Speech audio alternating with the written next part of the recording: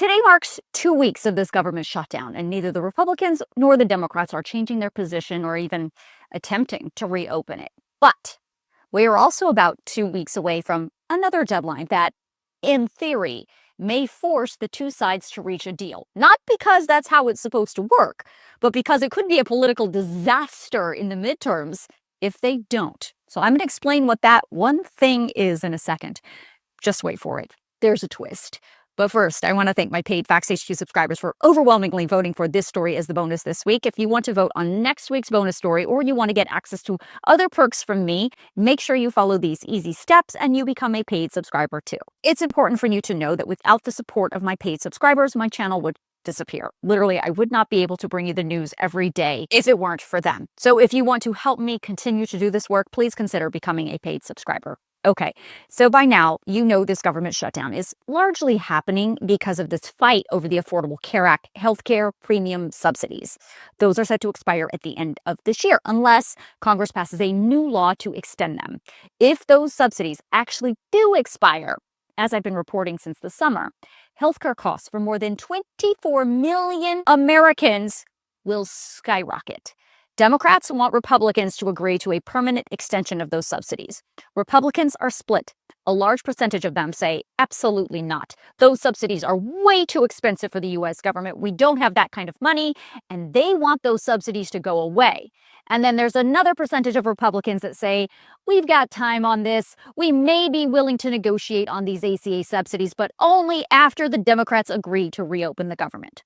Well, the problem is, there's not a lot of time left because on November 1st, just about 2 weeks from now, open enrollment starts for everyone who wants to get health insurance next year through the ACA. And if the law doesn't change, like now, millions of Americans are going to be hit with a sticker shock that they are not prepared for.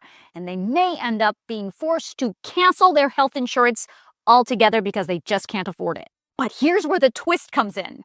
While a large percentage of Republicans want these subsidies, and maybe even the entire ACA, to go away, it turns out, according to the Kaiser Family Foundation, that may be a political problem for them because 80% of all of those premium ACA subsidies are going to states that were won by President Trump in 2024.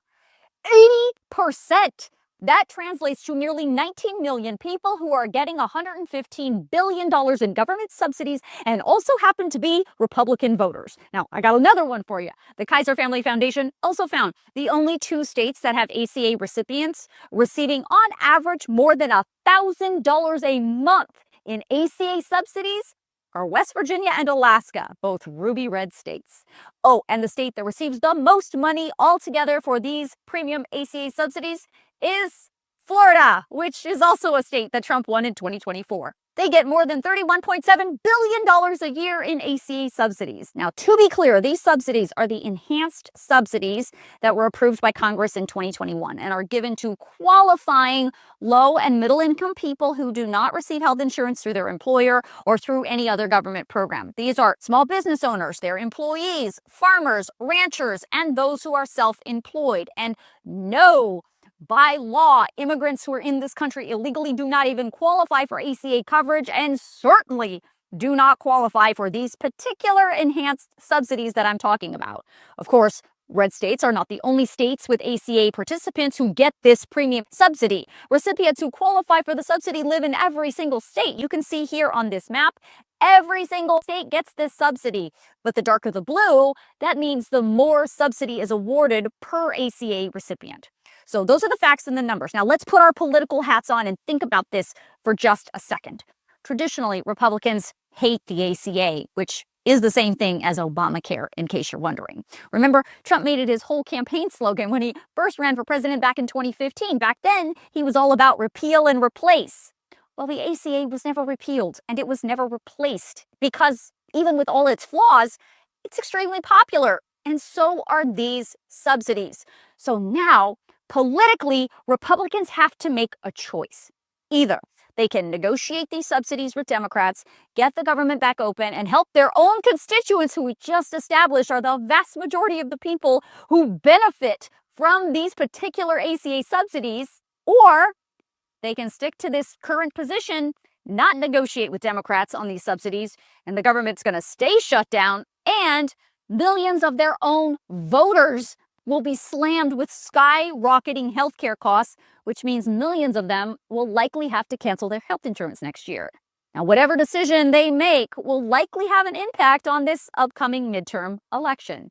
So if you want to see this Kaiser family map, or you want to see how much money states are receiving for these ACA subsidies, I'm going to email all that out to you in tonight's Facts HQ email. So make sure you sign yourself up. It's free.